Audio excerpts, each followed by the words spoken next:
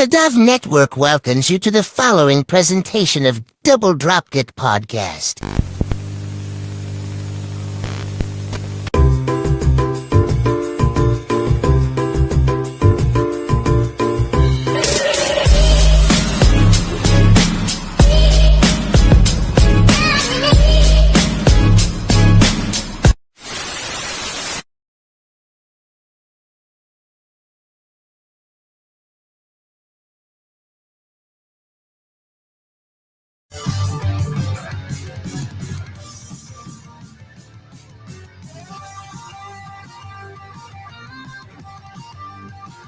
You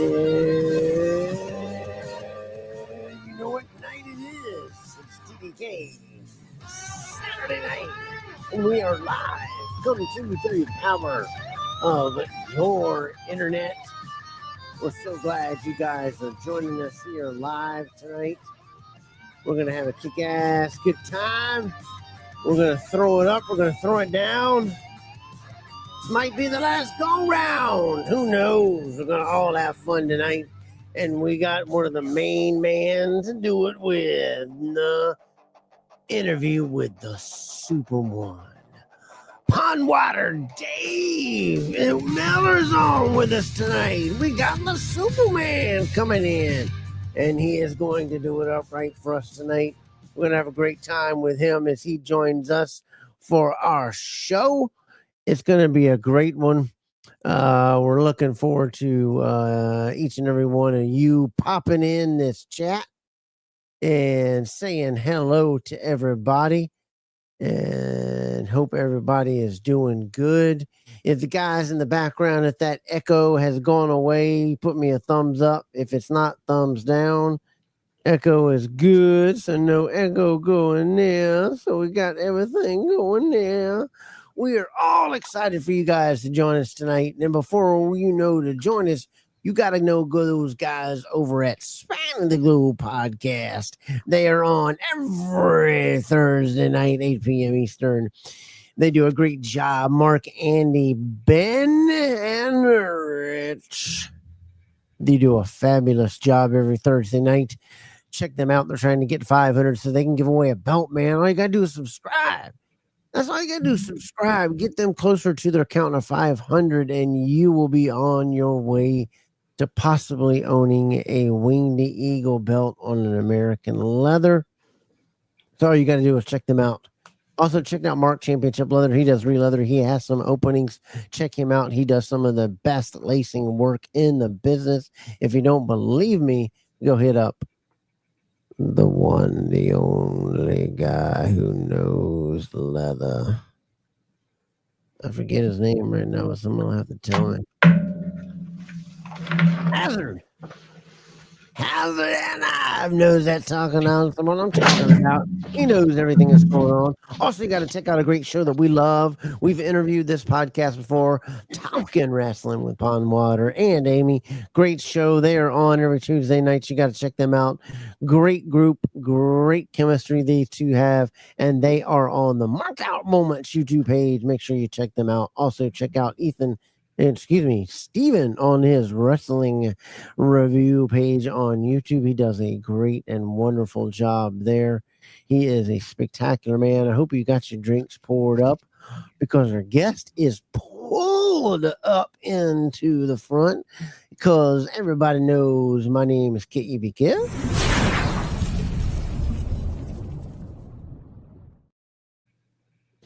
And also, everybody knows that my main man and partner in crime was Baghdadis from Some Hard Times, Biggie Easy, Mr. Ethan Thompson.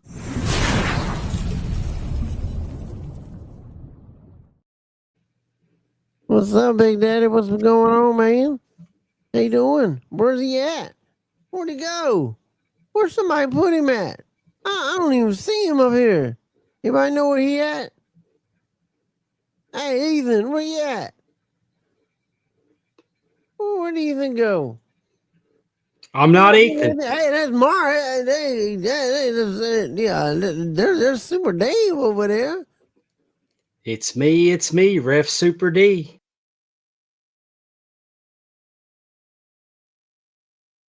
there he is. What's up? Hey, look at you. Look at you. What is a good word? Oh, what's the good word? What's going on with all the settings? They change them every week. Yeah, that's a sneaky bastard right there, you know?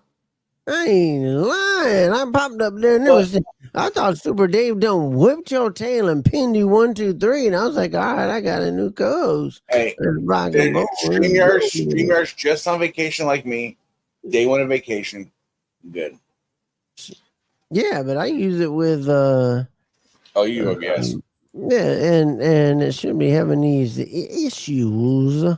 If you know what I mean, I've been doing that all week, and the wife I know is totally annoyed to it. But she's like, "Would you quit that crap? I don't know what that mess is. Quit talking that way." But I've been doing it all week long to the wife. Honey, let me see that sugar bill on. Let me see that. Let me see that big old butt. Let me see that North Carolina high knife right there. You know, sometimes you just do something, it gets stuck, and you just keep doing it for a while till you get tired of it. You know, it happens. That's what we gotta do. How's your week, man? How's your week? Week was terribly long, just terrible. But today's day 1 of vacation. I got 11 days off. Oh, So I did the responsible thing. My daughter's birthday today. You know, she's too big to hang out with dad now. So, you know, she's off with her friends and doing her stuff. So I went and dropped her off some gifts this morning, and then had to go ship a couple things, and then got some coffee and did the responsible thing. Came home, kicked at my feet. Then I was like, you know what? Time to be responsible. So I got up, cleaned the house, did the dishes, then took a nap. And here I are. Did the responsible thing, took a nap. I love that. I love that. Kevin and Ethan, thank you for prayers. It was fish into a bingo card almost 3 weeks ago. All right. Everybody, what's up, everybody? Yeah, throw those up, throw them up. How's everybody doing in the chat? Hope you guys are all doing well. No echo, good. That is great. Stone Cold in the house already. Platinum already. That stuff. You never know what he a laughing about. That sugar daddy always a laughing. Your rusted, dusted Davenport now. Jim, how you doing, fella? You doing okay? Hope everything is going great with you. I hope everything is going great with everybody. Thank you, Jim. What do they got to do to be a part of the program? Take a couple seconds out of your life and hit that like button. Go to the subscribe, hit that subscribe button, and you know what? Just tune in. Drop a comment. Say hello. Say happy birthday. Hey, my birthday's Monday. So, I got the birthday Monday. So. Got the camera angle changed a little bit, too. We see a little bit more of the... It keeps moving like, I don't know. It's like, we got that. There you go. No. We want to know what's going on in the entry door. That's the closet. That door looked like you go to the good room. It's the safe room. Oh, and everybody already wishing his a happy hard times. I say I'm doing it again. Mark in the house with the DDK Saturday night. Hope everybody's feeling well, because I feel like crap, but we're going to do it. We're going to do it with one of our good main mans. He is a man, a Superman, actually. The hit that he took, I don't know if he wants to talk about the story tonight, but he might go over the story of how he actually literally became a Superman. But before we did that, Ethan, where can they find us at, man? You know what? You can jump on X and find us at DDK Podcast, formerly known as Twitter. Instagram, you know what? Go to Double Dropkick Podcast, Give us a like there, give us a share, hit us the reels. All right. Facebook, and you hit us at DDK Double Dropkick Podcast. You can submit your pictures. You want to be a belt bar, you need to sell some belts, you need to do something. Facebook's the place to do it. That's right. And I want to give a shout out to C4 Authentic Belts. They are the only ones partnering up with C4R Authentic Belts, with the only ones giving you the official molds of the cast of the wrestlers and of the nice jewels, or I guess they're called the conchos, jewel holders, whatever you want to call them. Them things, them hold them shiny stuff. That's right, that stuff. And he does it proudly. He's a great guy over there at C4 Authentic Belts. They do it up right. You got to check him out over at C4 Authentic Belts over on Facebook. He does a great job over there. And you also can find out all about them, their pricing, how to get it, how to talk to him. Colin is a great guy and a friend of the show. Also check him out at c4authenticbelts.com. And remember, C4 Authentic Belts, taking you back to like it's 1986. And if you know what that means, you in the business. Let's bring in the business of bringing in a good friend of the program who has come on here numerous times for on DDK Saturday nights, and we roll him in, we roll him out. We love having him in. He's just a knowledgeable guy, and he is a guy that has so many stories. I think we can have a 4-hour show with this guy, right? I mean, this guy has got so many stories. But first, let's bring him on so we can talk to him. And ladies and gentlemen, please welcome to the stage Mr. Super Dave Milligan.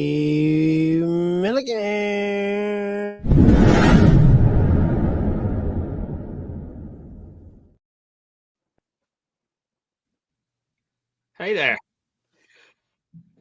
How's it going, man? Dave Miller. Look at that beautiful face. I mean, geez. Hang on. I'm quite mild mannered at the moment. Mild mannered. Now I'm Super Dave. Now you're Super Dave. What's going on, guys? Hope I can live up to that introduction. Say what? Hope I can live up to the introduction.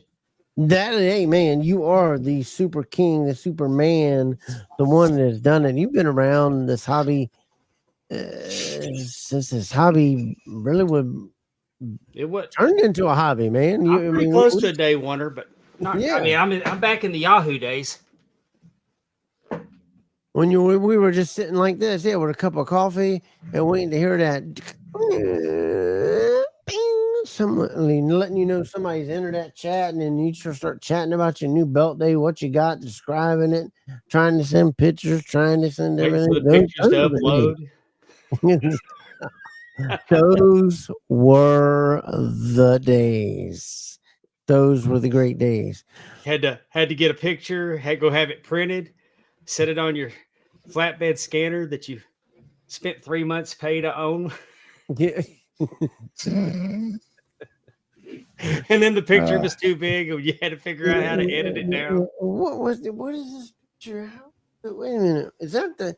I see a US. I see a U. Yeah, it was all kinds of stuff. All kinds of stuff in there. Wild West. Yes, it was. Any FedEx deliveries been thrown at you? Not lately. Any boxes hit the house lately? The last time I had a FedEx delivery show up, he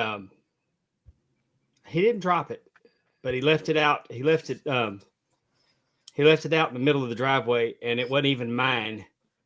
It was my neighbor's. And it was marked for like an overnight delivery. So it had been upgraded. So I went and took it.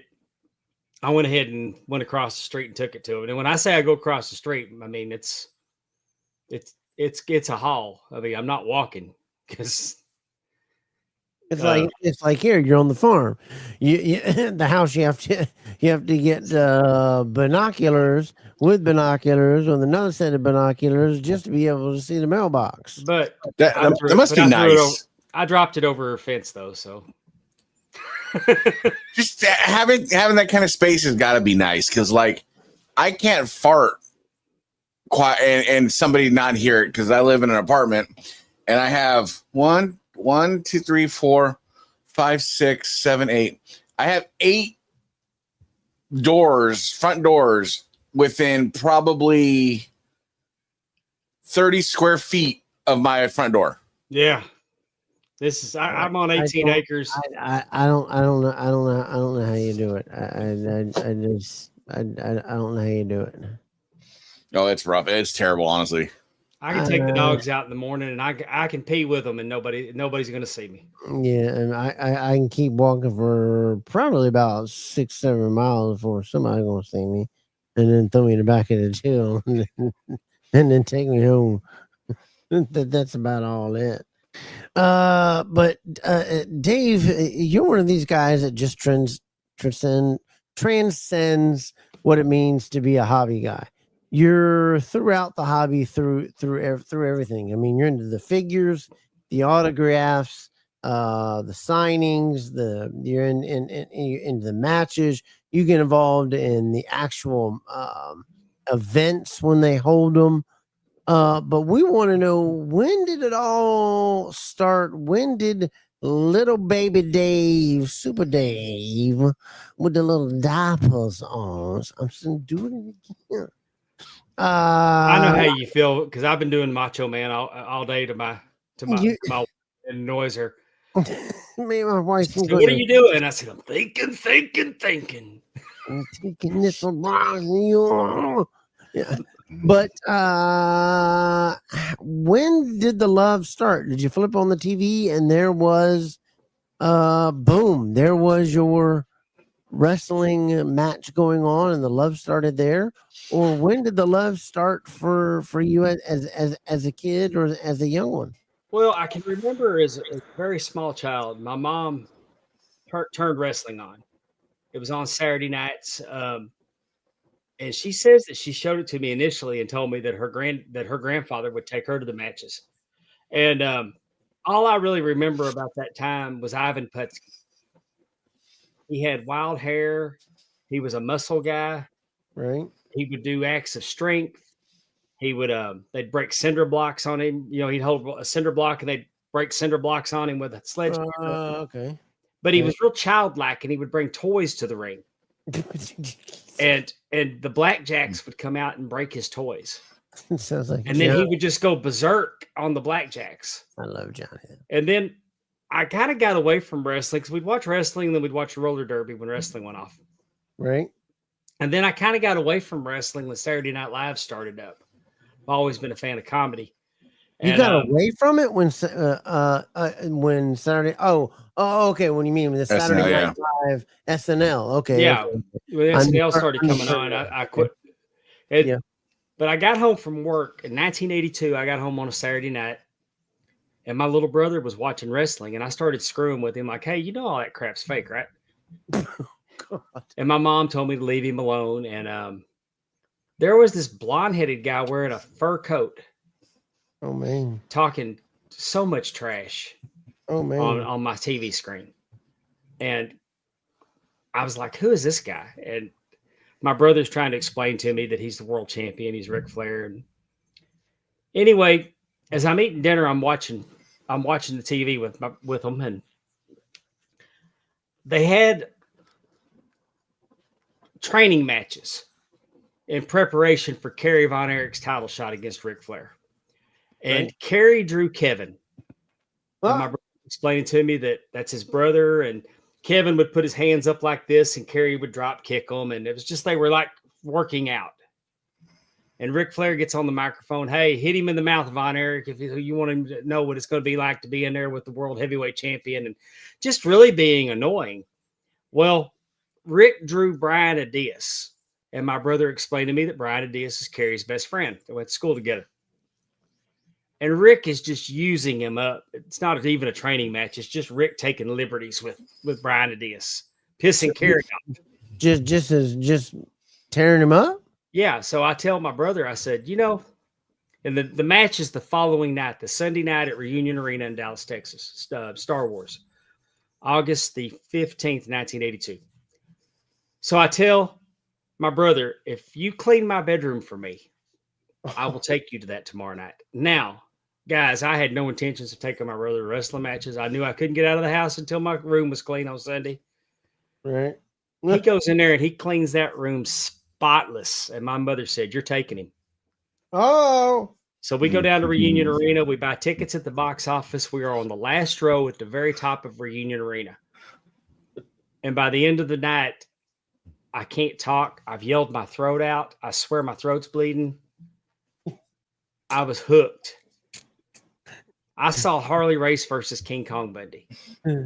I saw David and Kevin versus Kabuki and the Dragon. I mean, it's just, and then I saw 2 out of 3 falls, Ric Flair and Kerry Von Erich. Yes, sir, baby. Oh my God. 2 out of 3 falls? And Alfred Neely was brought in from Mid-South to be an impartial referee, and he screwed Kerry, and Fritz hit him, and it was a whole deal. And, we're off to the races. So then the rematch is Christmas night, and Right. in a steel cage, and that's when the Freebird slammed the door on Kerry's head. And I didn't realize that I was a Ric Flair fan until Kerry beat him for the title in '84. But when I think about that, it was Ric Flair that brought me to the party. And then in 2022, I'm in the ring with Ric Flair, counting 3 as he pins Jeff Jarrett. My Lord. I mean, how full circle is that? So the year Gotta be just surreal. I miss It blows my mind, man. I miss her the year again.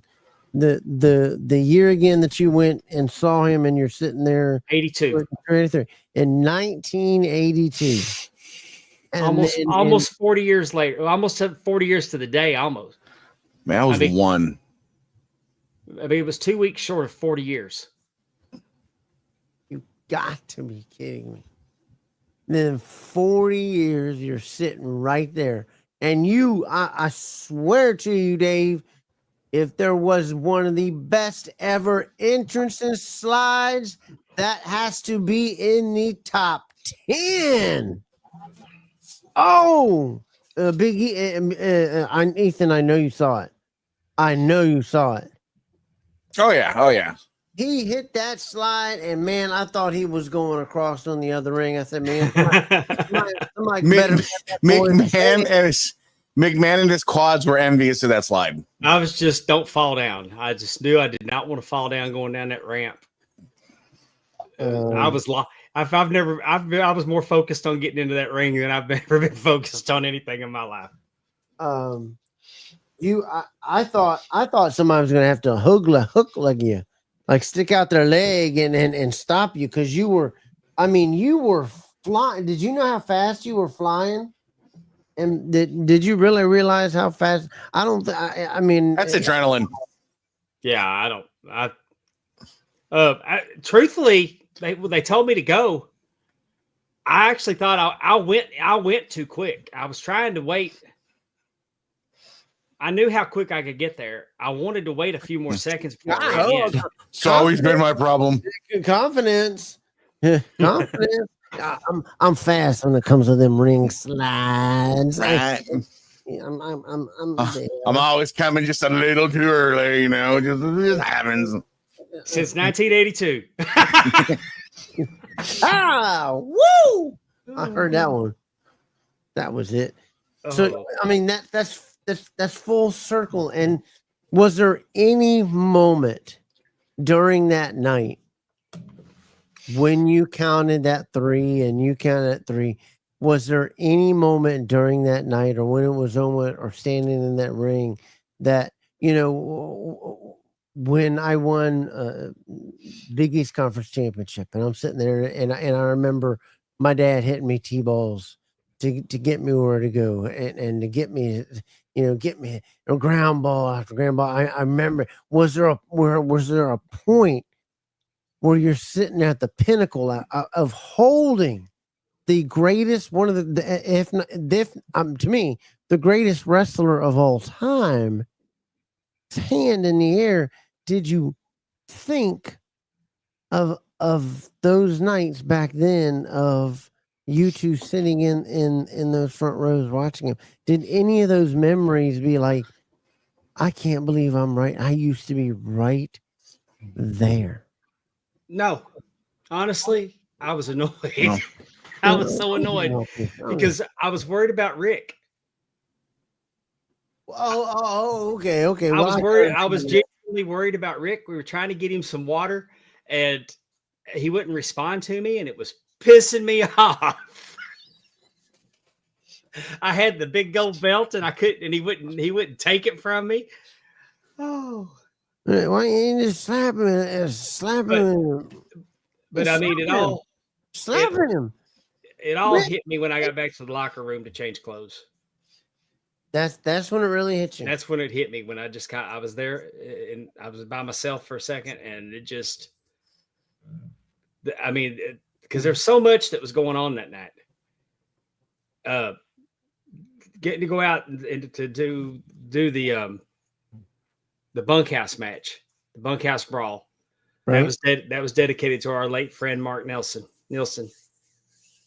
And Mance won it, and I got to I got to give Mance the belt buckle and raise his hand, and we will.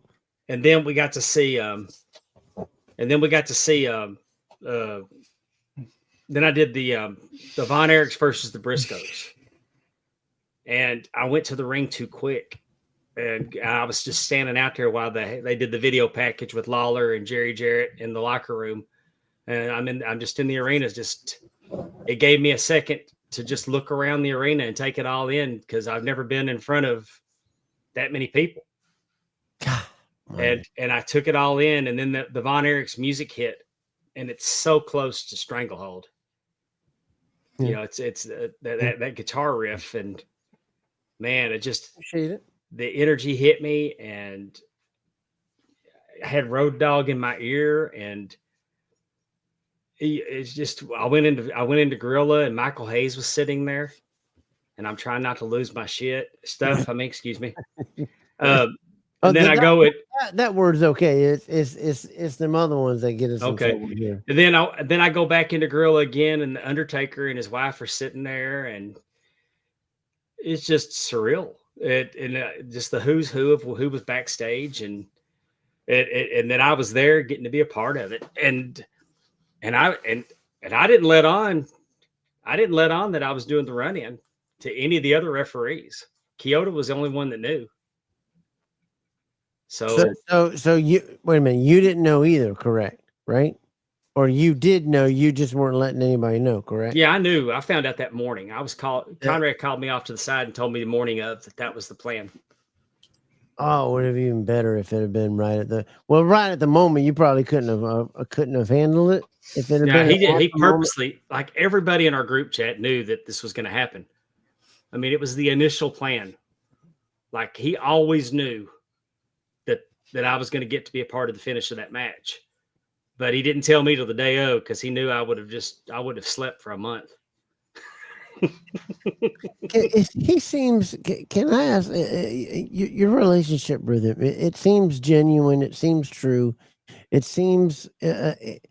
He seems, and I'm gonna ask this, and I watch videos, and I watch. I'm a subscriber to his stuff and his promotions and his stuff and all his. I don't know if people watch his podcast and all his stuff, but he seems like a guy that you could sit back and do what we're doing here and throw all those stories around and throw those childhood stories around and throw these things around. He seems like just one of us kind of dude, when to me, he's not one of us kind of dudes, because he's got one of the greatest collections of all time of some of the used belts, in my opinion, that have ever graced wrestling hands. And is he just that chill? Yeah, he's just a normal dude, man. He treats everybody the same. Treats everybody the same. He does extremely well. He's got, but you wouldn't know it to meet him. He is, he takes a lot of heat online from people that assume that they know how he is, and he's nothing like he's perceived. He's just a nice guy. He's a genuinely nice guy, and he genuinely cares about people. Well, that's what's awesome, because what I saw of him of doing the stuff of the C4, which I know he really in his heart probably didn't want to do, because it was going to put the belt in more people's hands. That was closer to the one that he had, but I kind of think of it as it's still not it. No matter how many people get as close as to where a booger used to be on it. There's only one. There's only one, and one. And he calls all the rest of them nice little tribute belts. Right. Dude, I was in Charlotte with him, and we all brought our big golds, and we're sitting at a table, and we all have our big golds on the table, and his big golds on the table with our big golds. I mean, it's just, and Sabu walked by and looked at the table, and he goes, "Fake shit," and kept walking. And we're laughing because the big gold is on the table, but my God, I mean, he is. Bruh. If I wanted to bring the big gold to my house and keep it for a couple weeks, he'd let me. I don't want to. I don't want that kind of responsibility. I mean, yeah, that's good homeowners insurance right there. The first time that I held it, hold on, I was starstruck. I was starstruck by an inanimate object. My wife had to tell me to breathe. I'm just. Do you know how to do track IP addresses? Do you know how to track them and show where it's located? And I'll get up with Ben later. Ben might. Why don't you borrow it for just a little bit? But what I'm saying is, the first time that I saw the big gold, it was in Dave Milliken's hotel room. And he took a picture of it and sent it to Conrad. And he had a bottle of Crown Reserve and 2 glasses on it like it was a platter.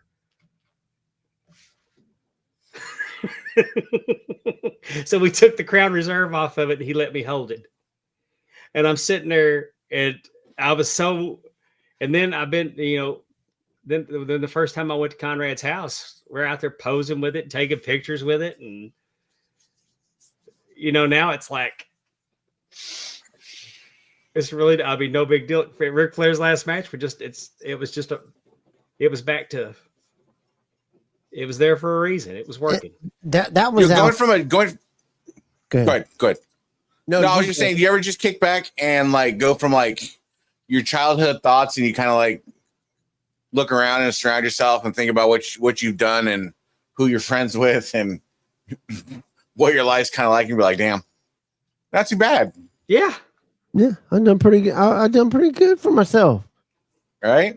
For somebody that people don't know your background, and I just had a lot of opportunities, but the cool part about it is, if it wasn't for being a belt collector, I would have never had these opportunities. Being a belt collector, the friends that I've made, 2 of my very good my friend Mike Page that I talk to every day, him and Joey Corman got me into the wrestling business. Right. And then meeting Conrad, just hitting it off with him. Oh, we'll be seeing it, Mark, in just a minute.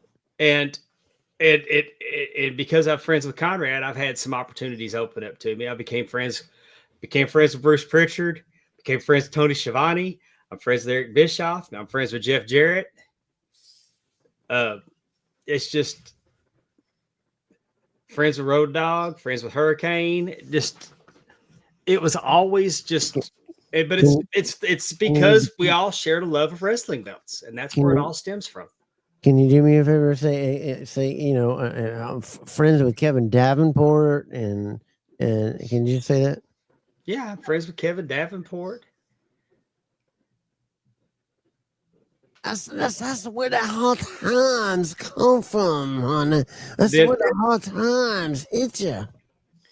And then I got to be a referee in Dallas. I started refereeing Lance Hoyt. And how did that was my trainer?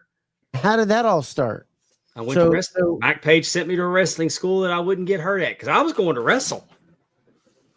You wanted to wrestle. In 1984, I went to Doug's Gym in downtown Dallas trying to get into the wrestling business because I knew I couldn't wrestle, but I knew I could be David Manning.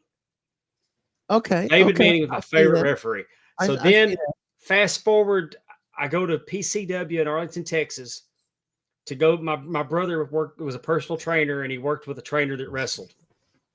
And we went to go watch him one Friday night, and I saw guys wrestling that were smaller than me.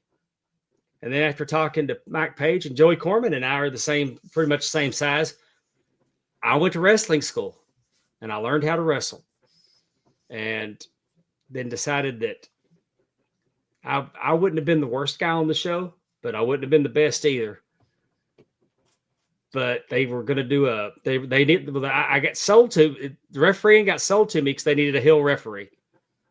And I refereed a couple times, and they said, we're not turning you heel. We don't want to do that. And then Lance kind of told me, said, I'm not telling you can't wrestle, but I'm telling you that it's my job to try to show you what your best path in this business to make money would be.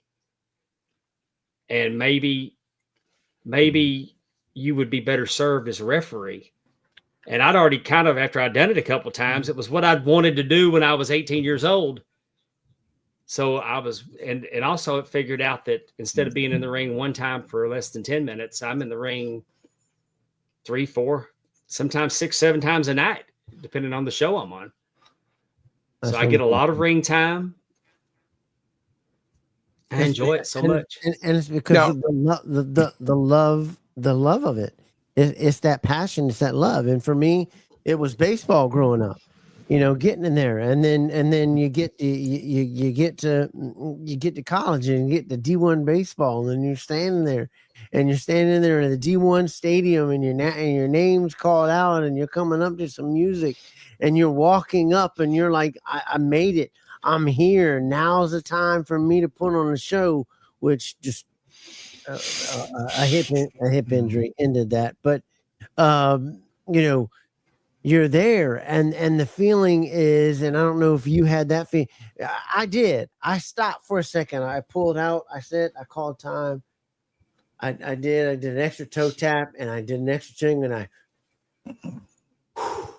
I got that extra out that was here, that nervousness that was sitting right here, and I got it right out, and then I got right up. For me, it's the butterflies that build going up to the curtain, and then that going through the curtain, that initial rush, and it's never not a thrill for me to get it in the ring. So as long as I still get those butterflies, and I don't get nervous in front of people. Like everybody said, hey, was it hard for you at Ric Flair's? No, it's actually easier being in front of more people than it is. You walk in, you're on a show, maybe 50 people in the crowd. It seems a lot. I get more nervous for small crowds than I do large crowds. And I was a theater kid. That was what I did in high school. There was a lot of girls in the drama club that I had the hots for. So I got in the drama club, and then I found out that I liked it. Right. And so it's just always been a bit of a show off. But so get in the wrestling and get in the ring, and I really like it when the wrestlers feel comfortable enough to use me to do certain things, or when I get to do some spots too. Right. Do you have that? I'm going to call it the oh shit moment, but not in the way you're thinking of. Not the running out for Ric Flair or anything like that. Do you have that moment of refereeing that you just like never going to forget for whatever reason? Yes. Uh-oh. Yeah, this is the first time that I took a bump. It wasn't my first bump, but it was the first time that I had to run in. It was a run in, and made a 3 count. And the good guy had gotten screwed. Nobody was there to count when the good guy was pinning. Anyway, the wrestler's name was Franco D'Angelo. He still wrestles. Mm-hmm. But Franco also danced at a club for ladies.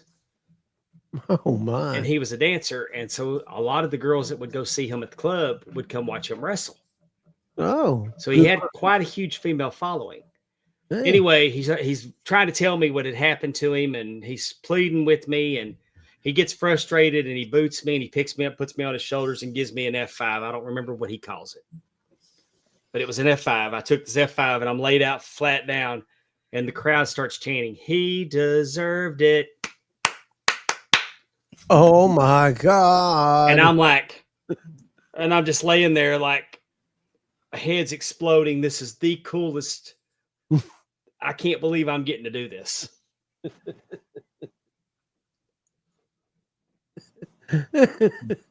That was the first one that happened in a wrestling ring.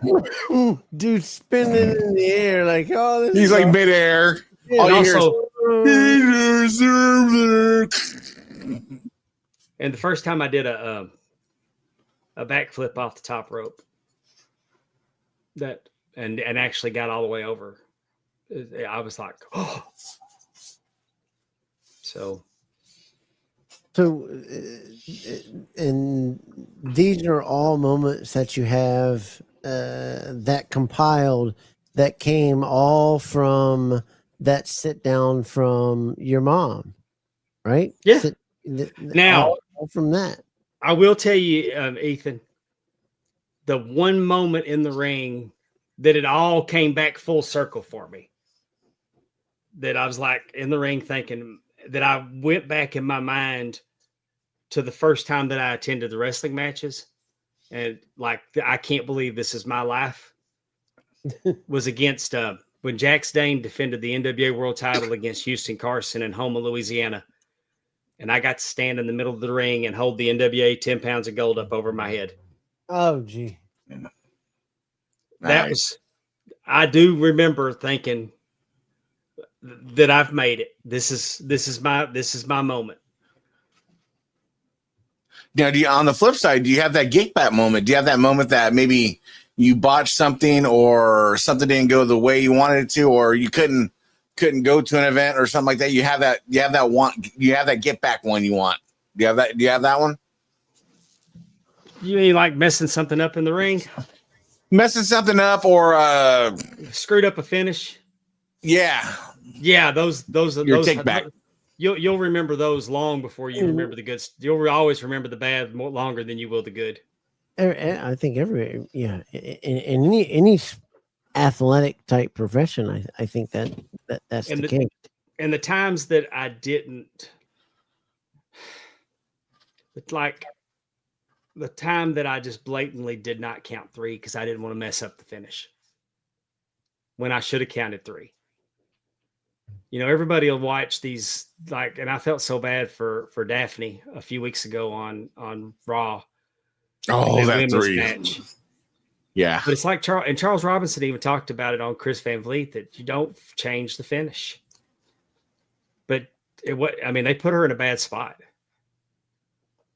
But now, explain for what you mean from a non-referee. When you're going to count to three, 1, 2, and then you stop and don't count three.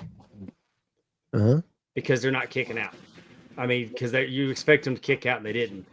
I mean, she could have come down and she could have done that last swipe at the end and then tried to wave it and they just started selling it real hard that she kicked out last second. But I mean, the cameramen really didn't help out any because they stayed on the shot. It was just that something. I guess Jade was supposed to break the pin up, and she was outside the ring, busted open, and that the finish didn't happen. And I've been in the ring before with somebody, and if I would have counted three, I'd have changed the title, and it wasn't scheduled. And then I was in another match one time, and the tag team, it was a tag team match, and the guys decided to do the double pin. He was on him and he got on his partner's back and put his hands on there and, like was posing for the 3 count. Right. And I shouldn't have counted 3. I should have made the guy get out of the ring.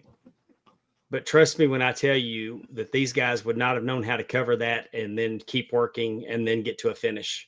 It would have probably killed the crowd. And, it just made me so mad that they did that, especially because after intermission, there was going to be a Texas Tornado tag team match where everybody would be in the ring. Right. And I'm real conscious about if I know that we're using, like if I know we're working the arm in match 1 and then somebody's going to be working the arm in match 4, I'll say, hey, they're working the arm in match 1 and they'll switch to the leg. I've been around long enough that I feel comfortable enough to say, hey, what if we do this? Like just the other night, we were trying to do something, an opening of the match, and it didn't make sense. And I said, what if we do this? Because it doesn't make any sense I wouldn't have done that. How cool is that Cody took that selfie? He got our camera and he took the selfie. That's awesome. And he had security come get us and take us to a spot where he would make sure he didn't miss us. My grandkids are never going to forget that. And I'm never going to forget that either. But back to what I was saying. Wow. Back to what I was saying. It was, if something doesn't make sense, I don't have a problem speaking up and trying to make it make sense. Right. I get you. There's Big Rascal. Yeah. New champ. Isn't he a great guy? He was a great guy on our he's gonna do some good things on as he grows and he goes. Now, who did that logo for you? Rico Mann, The belt designer, the right. designer of the IWGP version 4 Right. and the IWGP version 3 and the Legends title. I mean, Rico has designed so many championships. Right. And he did this. He did the Super Dave logo for me. There's Wes Warren. Geo Savage. Love that guy. I may say I think you look in better shape than the champ here today. Hey, that's just me. That guy stays pissed off. Don't get him on me. Yeah, Geo is so. I love that guy so much. There's another one. And there's Cassandra Golden. She's not the BIW Women's Champion at the moment. She's trying to get that into contention so she can challenge Killer Kate and maybe get her belt back. I like the point there. I like that point. The point right here. I like the point. Thought that was pretty cool. That's that old school. I'm pretty sure that I think that's Evil Ellie. That may be Evil Ellie in the ring, who was just on AEW a couple weeks ago against Ty Conte and Anna Jay. There's Alex Arsenal. Alex Arsenal's wrestling tonight against Barrett Brown in Spring Hill, Louisiana. If he wins tonight, he will get a title shot against Caleb Conley for the BIW Southern Heavyweight Championship, November 22nd in West Monroe. He's got a good physique. Looks like he's got all the body, the face. He's very popular with the women. He's got the look. It looks like he's got the build. He's got the right. He looks like a wrestler. He does movies. He's a model. Who'd that guy ever beat? That's when you slapped Rick. That's when you slapped Rick to wake him up, and then he slapped you back, and you're like, "Damn, all I was trying to do was wake you up." You see that confetti? You see that confetti coming down? Yeah, I got a whole bag of that stuff.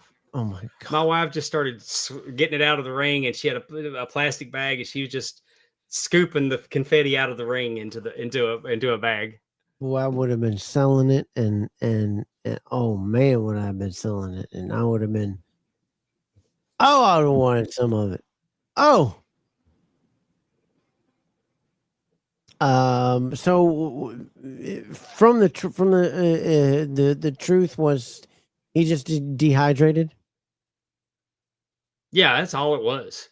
Just dehydrated. He dehydrated. The only thing I saw him drink all day was a diet. It was Diet Pepsi. He had a treadmill. He had a treadmill in his not a treadmill. He had an elliptical in his dressing room. And I mean, he didn't hydrate during the day. And I don't know why. I wish you could see a blown up this picture blown up. I mean, bigger, because it's me. I'm counting Jeff Jarrett. There's Conrad. There's Conrad and Morgan, who's Rick's granddaughter, and then his wife Megan, and then there's Wendy, and then there's Kid Rock, and then you'll see. I think you see Bully Ray. Yes, I see it. Yes. I mean, it's just kind of like I've got a picture on my wall up here of Muhammad Ali versus Superman, and in the crowd, the artist drew celebrities in the crowd, like Sonny and Cher, Batman and Robin, Johnny Carson, Pele. Dang it. But there's Donnie and Marie. Right. Because this was an old picture, but when I look at that picture, it's seeing the who's who in the crowd is kind of cool. Right. And then going to this picture that everybody talks about. Hey, I only bought that that Ric Flair deal to get that robe. And turns out that I really like the belt too. The belt is incredible. The pictures do not do it justice. Those legacy belts that they do, every one of them I've seen in person, I've been very impressed with, but the pictures of them don't often do them justice. Yeah, I would have wanted them just for the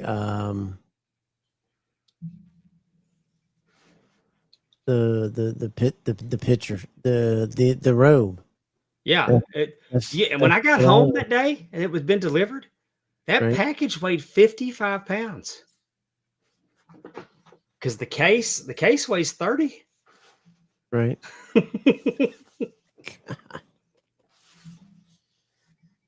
And here comes some more of the holy crap.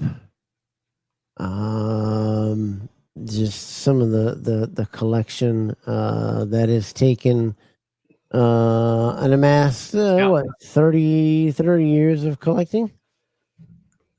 I could say that. I mean, from 2000 to 2008, I got my belt count up into the 40s.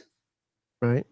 And then it dwindled away. And then by 2010, I was down to 2. And then 2013, I got a new one. In 2014, I added another one. And in 2016, it really blew up. And I think the one that I got the shipping notification on today is going to be number 75, maybe. I'd have to count.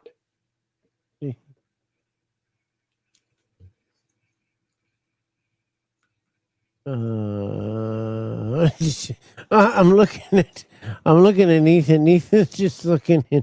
His mouth is just open and like, oh. That's my 7-plate Louisiana and my 5-plate Mississippi, along with that's a Tim Lee special on that Texas brass knucks. All that is just some very thin leather, if it's real leather at all, and it's 10 plates, and that's a real set of brass knuckles that he wrapped that thing in tinfoil before he mailed it to me. But it's one of the cool. I mean, it's so accurate. And then I had Zubair do stacked side plates on the Louisiana and the Mississippi. Then I had him do stacked on my World Class, and I actually had him. I've got an NWA television, not the World Television, the television that Tully had before they got a promotion. I love getting the stacked side plates on those old 70s model belts. Yeah, Muhammad Zubair did a great job on them for me. They were heavy, but they just look so good. And they actually, when you look at pictures of those belts from that era, they kind of look stacked. That on the top there's that World 6-man belt. It's a custom one based on the World Class. But Russ Miller bought me and Mike Page one, so there's 3 of them. And he gave me one and gave Mike Page one as a gift. He just gifting out belts. Yeah, right. Ethan, what you got on this stuff? Oh no, I'm just looking. You know, you got the Hogan belts down there hiding the 86 and the 85 and 86. Yeah. There's Ultimo Dragon, Tiger Mask. There's a Ray Fury mask next to the Ray Fury Wrestle Buddy. El Grande Americano, the Grappler, and the Patriot. Right.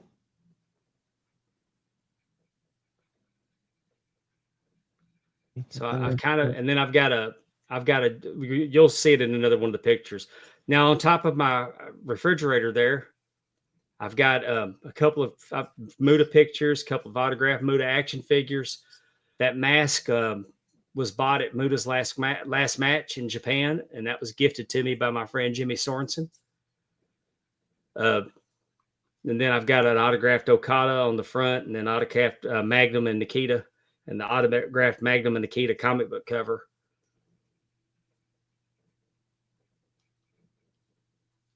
That that just on your everybody has asked you this, and I keep asking you this too, and my brain keeps remembering, forgetting it. Is the way you use to hold your belts up like that? Those that push into the wall. They're 8-inch shelf brackets. And that shows pipe. They're pipe shelf brackets. And what I've done now is I've got a piece of I just get a piece of wood, like a wood block, and I set them in behind there. So I close the belts up around the wood block, and that lets me put action figures and stuff on top in the middle to kind of, it's all like having a elevated shelf that I can display action figures. And like with my Thunder Rosa up there on the women's title, I've got I've got one of her action figures, and then I've got her little Wrestle Buddy. So say this. So say it again, because I'm on Lowe's again. So you used a just like a, I'm trying to think what you would call them. It's just a wood block, like a 2x6.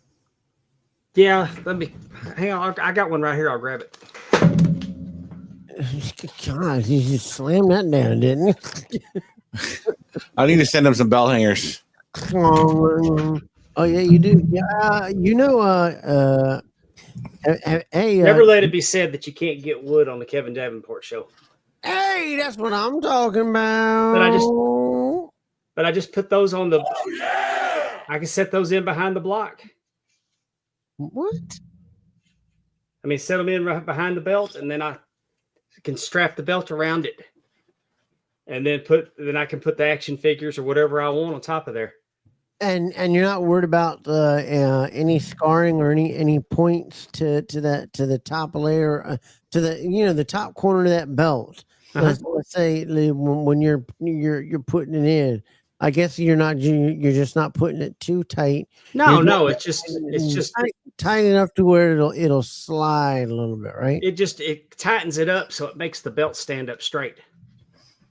They don't, because over time they just, like my Winged Eagle was just laying back because the leather just gets so worn sitting up there.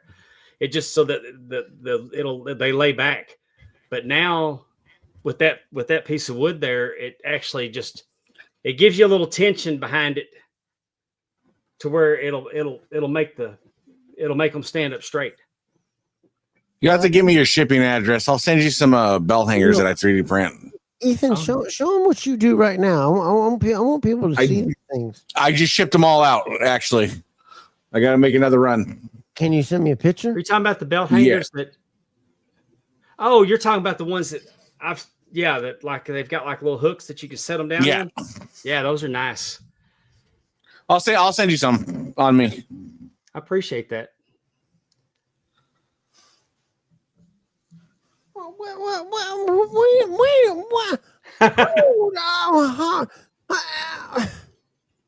gonna, man. Don't be jealous.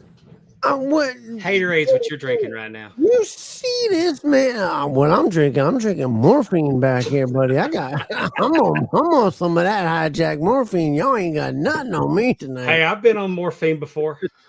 I told you mentioned what had happened to me. I remember being in the hospital, and I woke up and I was in a coma for a week, but I was in and out all week long. And I remember like the ceiling was like an acoustic ceiling, and it looked like crystal angels were floating over me. And I told my dad that, and my dad said, "That's the morphine."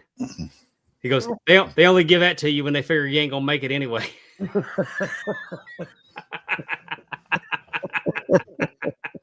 Well, they told me, boy, y'all better hush because I see them things right now. Oh, Y'all go away. But just your collection in your room has amassed a collection over time, and then I see these little things like these little brackets that almost look like ropes. What is that there? Is that to hold the belt from sliding off? It's like I get in when you send me all these pictures, dude. I spend over an hour just looking at these pictures. are you talking about? Oh, sometimes those pipe brackets, they have like a little cap on them, Right. and but sometimes, now that I've got the blocks on them, I don't have the sliding problem. But I've also been known, those little, what do you call them? The little strips that you can hang pictures on the wall with. Command strips. The command strips. I have put a command strip on the pipe just to make it sticky where the belt wouldn't slide.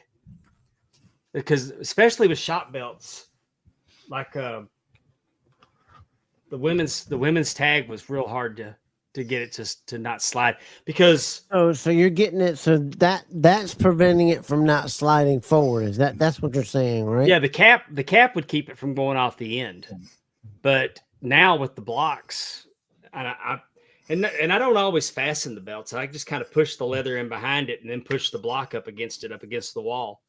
Right. Because I'm sitting here looking at this picture here that I'm about to put up. I gotta send it to hold on. I want you to see this one. That AEW world title there is all of those three are their shop versions. They're excellent. The AEW does such a good job on their shop versions.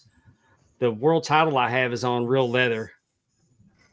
Yeah, Dan Comiskey did that leather on that. It was a custom leather job for whoever that belt came from, and like there it is. This is it. This is because you've explained the wood now. This is where I was going to ask the wood piece. I was like, is that a piece of wood? Now I can see it, and now how I can see it to the left. Do you see Honky Tonk Man? Do you guys all see the man? I'm getting warmed in here from. Yeah, the Honky Tonk Man. Can get you hot. Warrior, Savage. Warrior. Yeah, you I got see Savage and Liz on the WrestleMania 3 card on there. So and you can see how you've blocked it and you've encased it around there, and it looks like you may have snapped it one time because it looks like I can see it folded like this. Yeah. Right. So it seems like it was one tap, but you've got it sit on those two. I'm just going to call them sticks coming out of the wall kind of things. And then they're pipe brackets. You can get them on Amazon. Just type in 8-inch pipe bracket. Now you have to anchor them. And so once I got them anchored, taking them off and moving them around. I mean, if I ever clear off these walls, I'm going to have a lot of repairs to make to the walls. Oh my God, the wall's gonna fall down, dude. There's more holes in them. Oh my God, that wall will fall down.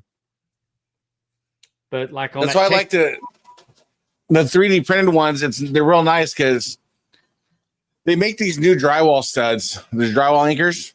Did you send? They're just I sent it. They're just plastic, and literally you do a little pilot hole and you just hammer it in. It's got a flat. It's got like it's almost more flat than round. So when you're drilling into the thing, they're very reusable, because a lot of the drywall anchors aren't reusable.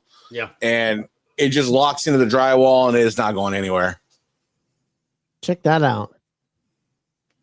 Yeah. Yeah, we didn't have I do like that back in the day. But I don't get any. because he's. You just have to. You shut up. You just have to say how many you want. Dude's dying, so I ain't gonna send him any. I ain't gonna. That's a waste sending him out there. Well, the wood blocks have been a game changer now because I've been able to incorporate action figures. Like you saw on the Texas belt, I was able to put my Fritz von Erich Zippo ladder on there and my signed Kamala little figure. Kevin knows all Kevin has to say is, "Hey, I need 10 sets of belt hangers, and I'll have them to him next week." Making Ethan jealous. Kevin just likes to cry. Just a little bit. I always do, man. Nah, if you want to make me jealous, pull up that even roll. Yeah, the even rolls. What kind of putter is that? This is the A1 Jailbird by Odyssey. Oh, nice. It was. I like a putter that I've gotten to the putters now that have the 38-inch on them because I'm able to grip down just a little bit more and use this as a counterbalance. They make these now for counter. It's easy for you to say. I'm boyfriend. I'm so medicated up. Counterbalance. There's a little weight in here that gives that weight going back and forth so that you can feel it. And they're 38 inches long in length for their putters. But yeah, I'm a big golf guy.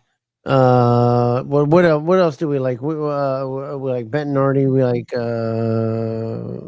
all kinds of stuff. Yeah, Callaway. I mean, like the older pings. I like a lot of the old Anzer pings. I love those ones. Yep. Are you a golf guy, Dave? Yeah, I've been playing since I was 16. I'm not good. I enjoy it though. There you go. But I've always been one to lean on technology. I'll take technology over skill any day. That's all you gotta do. That's all you gotta do.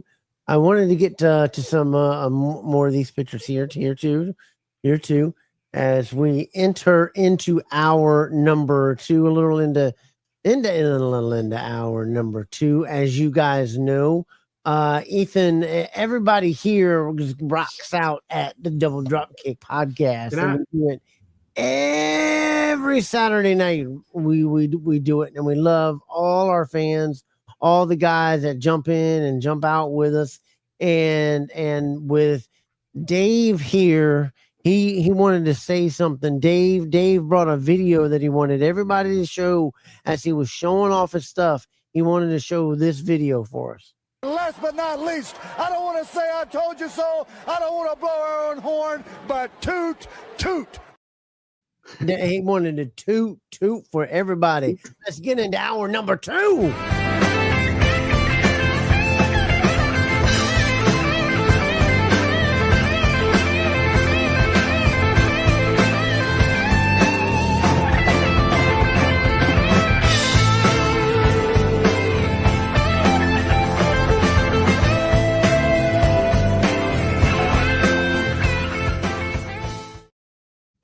We are on with the wonderful and super and kind and talented and so not handsome.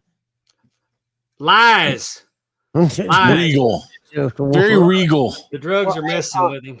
I'm sorry. That was just our investigator just found out that was from the Bojangles champion. I'm sorry. We didn't catch that. Our security team, we got it now. It's out of there. Speaking of the Bojangles champion, speaking of social media today, they had him at a car. They had him at a con today, and they had him next to a Colonel Sanders cosplayer. So the Bojangles champion and Colonel Sanders were in the building together today. Yes. How great was that? Yes. I actually had the version 2 Bojangles belt. I don't know why you didn't knock him out. That sorry chicken, that sorry KFC chicken. What's wrong with y'all over there? But anyway, let's get over here to these beautiful pictures here. There's some great pictures here. Before you go any further, let me answer Mark Maggard about. He's curious about who made my Texas belts. Okay, where is that? I'm sorry. The actual. Where was that one at? Okay, It's a there it was. easy The second one question. down. I'm curious who made the sixth. Okay. Okay, the World Class '84 version, but that was made by Milliken. So that's Dave Milliken. Underneath it was the David Von Erich cast version, the Molkovic style. I think I'm saying his name right. I got that one on eBay. I don't really know who the maker was, and I had to send it off and have it re-leathered because it fell apart. It was the leather on it was so horrible, but I got it, so I really feel like I paid $200 for the plates getting it on eBay. But then I have a Texas Tag Team belt that's the cast style that I got from Muhammad Asif, and he did an excellent job on it. And those are my 3 Texas belts. There you go. There you go. But that '84 version with the original red paint job, I think like God intended it. You know, I have, I have to write notes down as we go through, so I remember stuff through the thing. And this has been said so many times through the year that I've said this, that I've wanted to say to you. Remember to say this. Remember, I've circled this 3 times on here, and even though I circled it 3 times to say, here it comes again. Yes, you should charge admission to your man cave. Dude, I'm just so proud of my stuff, and I try to present it. Everything's presented like a display, right? Absolutely. And if you're ever in the area, stop by. I'll show it to you. Yeah. Me and John Fisher. I'm gonna me and John Fisher. He's an original, but back in the Yahoo days guy. Right. That guy, this guy for 25 years now, at least. Oh yeah, I was in them days. I believe his screen name was 10 Pounds of Gold. Nope. No. That what that was I know exactly that 10 Pounds of Gold is John Martinez. No. John was John, what was your screen name on Belt Talk? On Belt Marks. That Belt Marks. But John was back in the Yahoo groups. I've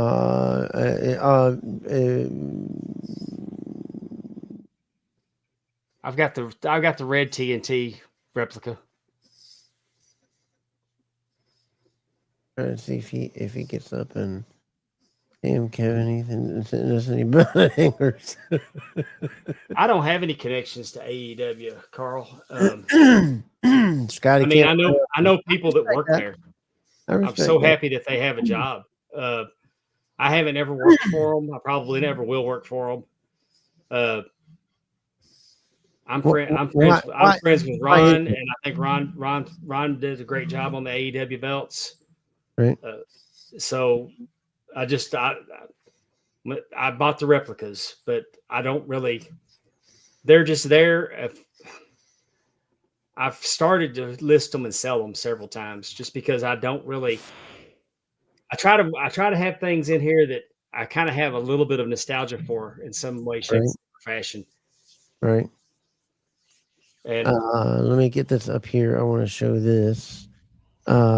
These ones here. Oops, that was the image file. I need share screen because there's too many of them to save tonight that I had to do it this way. I felt like you were going to have a lot. I didn't know if you were doing PDFs of them, but no, I just did the share screen way. But this was, look at that. That's January 2005, Tampa Bay, Florida Wrestle reunion. Now there's some people that and I'm not going to get into that. Some people are mad and some issues need to be taken care of, but still you can't knock that there's 2 icons there in the picture. Yeah, I mean Dave and Reggie. And it's Dave Miller and Reggie, the icons. Dave Miller and Reggie Park. And I'm wearing a Florida Heavyweight Championship that Reggie made. and I look like I'm drunk, and I was. He was the one that told me. Can nobody can hear that? Can they? Nobody can hear any air. No, you're good. You're fine. He was the one that told me about when I was asking about belts and told me about the Dawn dish soap. And then he was like, "Hey, Rolex uses it when you send them back. You use Dawn, soak them in Dawn, and to use Dawn and and I was like, oh man, I'll get a." And I said, "Man, yeah, I can really get in things with the toothpaste." And he really did. When I was walking off with my wife, he goes, "No. Do not use a toothbrush. That will scratch it up. Get one of your wife's makeup brushes and use that to get in there, and that'll get in there and get it all up." And he says, when you're drying it all out and drying it out, that you don't want them little water droplet drops that you can see on some gold and things like that. He says, just take a blow dryer after you've wiped it all off and got it all as good as you can. Just take a blow dryer on low, blow dry it right on off.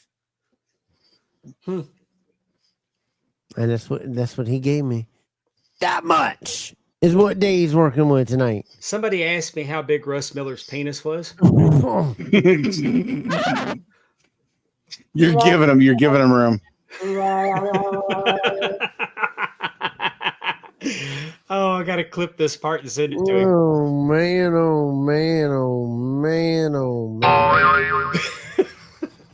That was it right there. That was it. I'm gonna tell you, he was working with some hard times. Here's Dave going in. That's with Jeff Cobb. You go there. Got to work with Jeff Cobb. Don't you throw pennies in here? I want dollars. I think I'm throwing somebody out, but looks like I'm doing the Hogan pose from Saturday night's main event. Yeah, or the yeah. You could that, and there's memories. That pose, you can almost hear the music. You can hear the music in your head. As soon as Erasure.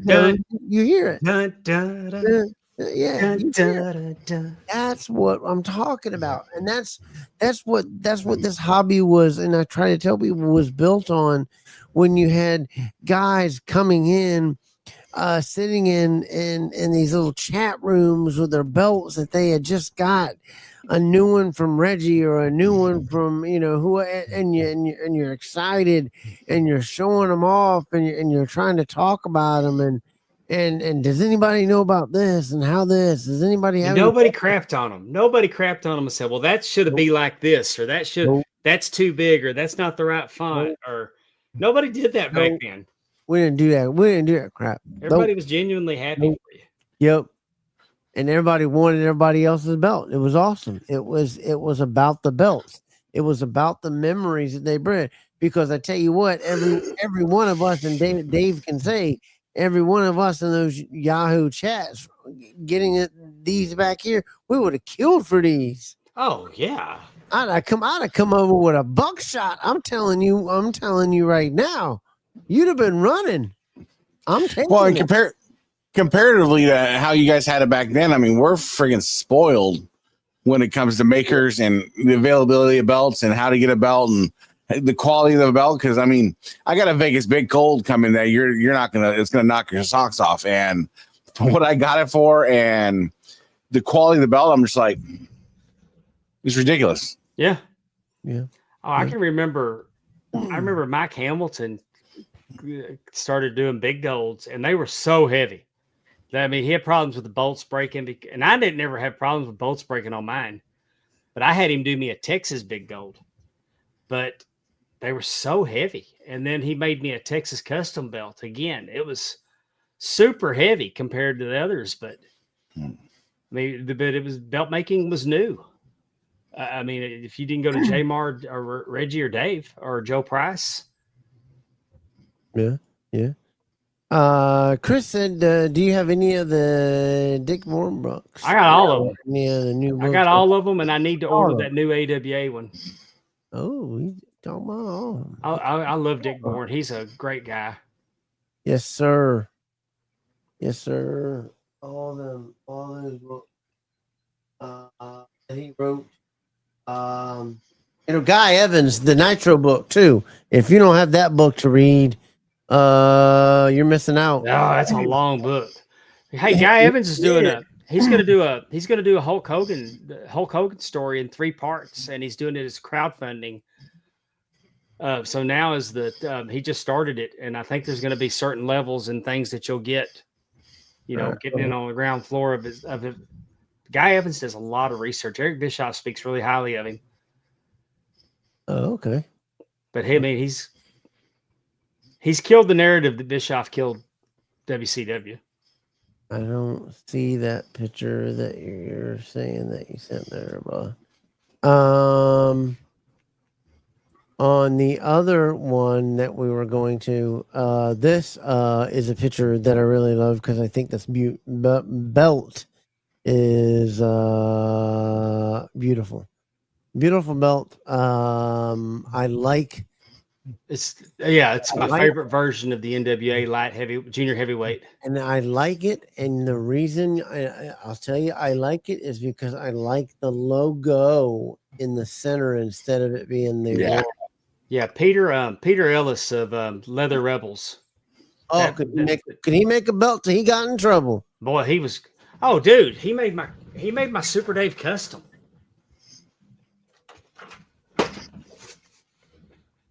Yeah, that dude can make some belts. His leather work was. Yeah, I have second to none. I mean, I bought his original from who we talking about? Bojangles. Jay-Z. Yeah, I bought that one that Jay-Z had, the original. Oh, the NWA. Yeah, the 000 yeah. number 1. Yeah, I bought that one from him. But that was that's my other than 10 pounds of gold, that's probably my favorite NWA belt.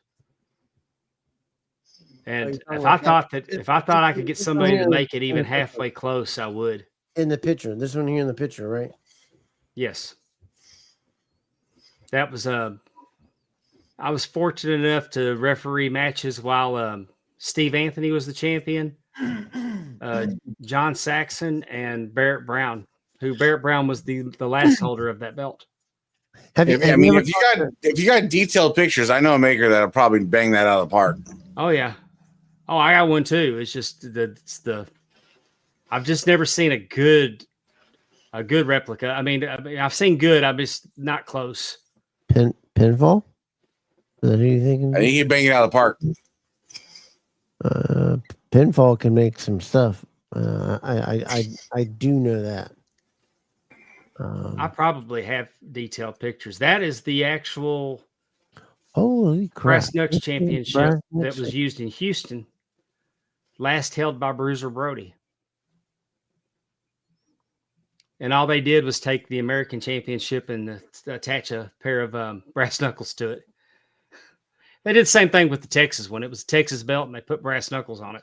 God, I think that patch can be seen by the moon, and they want you to know that you are the referee. Yeah, everybody in the galaxy is watching here. I took a picture with Tommy Young wearing that shirt, and Tommy Young was talking about how big that patch was. Uh-oh. Whose robe? That's Rick's robe. That was Rick's robe. Dude, look at that stove behind him. Just throwing that out there. Huh? Yeah, that's my first. Look at that stove behind him. That's my first trip to Conrad's house. Can tell whose house. That's the Conradison. But you see, you can't send me these pictures. I got a catheter in right now. And when you got a catheter in, poof, and you send some of these things in, oh, God knows you can't do this. I'd imagine getting a chub with the catheter is probably the worst thing imaginable. Oh, God almighty, man. Oh, and that robe is one of the ones that was cut up and given out in the little pieces in the 2K game. That's one. That's awesome. See, I mean, it's awesome, man. Like, just from a wrestling standpoint, now that my co-host is hopefully not Chubb anymore. But it's just awesome. The nostalgia. It's just Hang on, I can help him. I can help you. I can help you there, Kevin.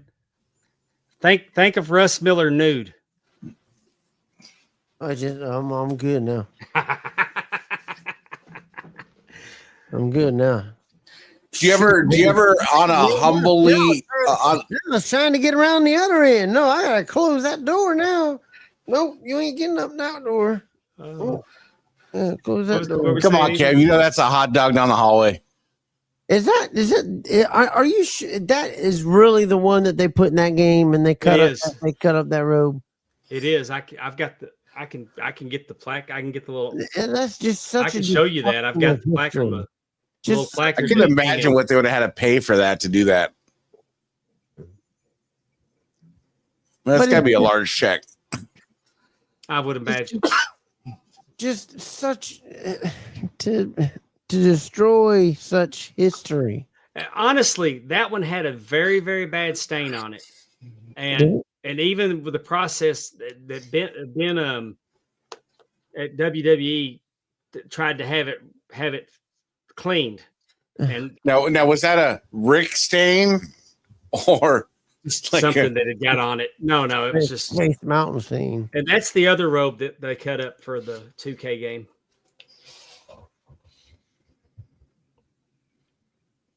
I hope you guys realizing the stuff that you are witnessing and seeing in some of these pictures. But this stuff is just absolutely amazing. These belts are absolutely amazing. This stuff is absolutely amazing. These pictures. That's a Milliken Vegas big gold. And of course, that is the big gold that I'm holding on the other shoulder. What's up, buddy? How you doing, man? I'm trying to hang in there, Chris. I ain't trying to hang in there, Mendoza. We gotta talk. Too. What's up, Mendoza? Hanging out, Mendoza. Good leather guy if you need leather services. So is Mark Maggart, our leather guy, who does superb lacing. Look at that one is that one was one of my favorite ones I got to put on. The red one is my absolute favorite. That purple and that, oh my God, that blue.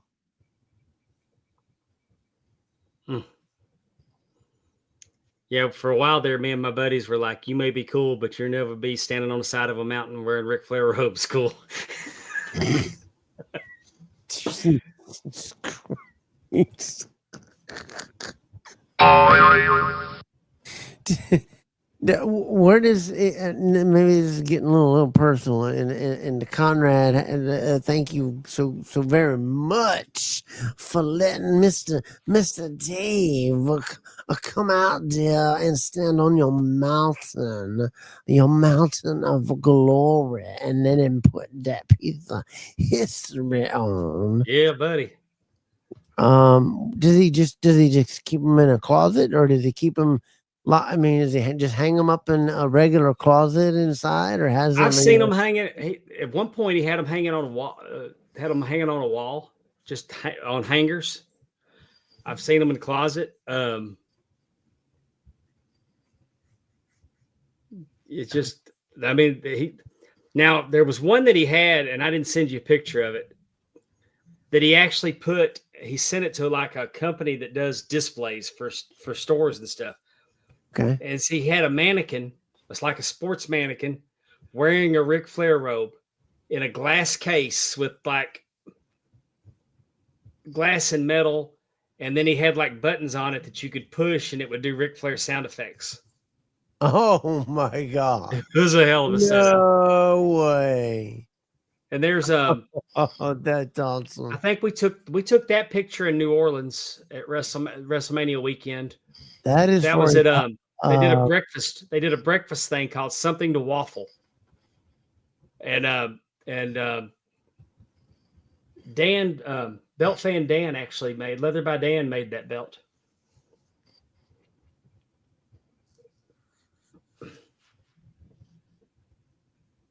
I'm just taking it all in as a ways of watching. And Right. Bruce, man, the first time I met Bruce Pritchard was in St. Louis. We met him at a pizza place that Cornette had told him about, and we had lunch with him. Right. And they were there to it was the Money in the Bank weekend, but they were doing a live show at the Wrestling Club there in St. Louis. Okay. And we didn't have anything to do that afternoon, and Conrad wasn't there yet because he blew a tire on the way up there. And so me and Bruce Pritchard and his daughter and Dave Silva and my wife, we went to the King Tut exhibit. Carl asked me, Dave, me and my wife were wondering why Conrad had all the Rick stuff. He got the big gold. He started out and he got the big gold belt, and then he saw like a Ric Flair robe for sale. And then it just kind of went from there. And he had all that Ric Flair stuff, but when he started dating Megan, she told him, said, "Hey, I like coming over, but I don't need my dad watching me the whole time I'm here."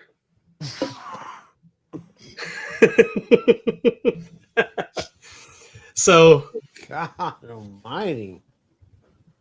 But I mean, Conrad, he collected a couple things, and then he met Rick, and he used Rick on for a commercial, and just started hanging with him, and they talked, because Conrad probably wasn't asking him a million questions about wrestling. They talked sports, and he was just a friend to Rick at a bad time in his life. Yeah, yeah. And that's just how Conrad is. But Christopher said because Conrad's married to one of Rick's daughters, but it had nothing to do with it. For one, Rick's not nostalgic or weepy about all of his memorabilia. Right. He's just not. He may be a little sentimental now on some of it, but Right. at the time he wasn't. Conrad had the collection, and it's not just Rick stuff. He had all kinds of like Hogan boots, Dusty boots, trunks. He had the Oz gimmick. I mean, it wasn't just Rick, but really it all kind of slowed down once he started dating Rick's daughter. I got you. Yeah, we're going to talk about that. Gianni, I'll say it.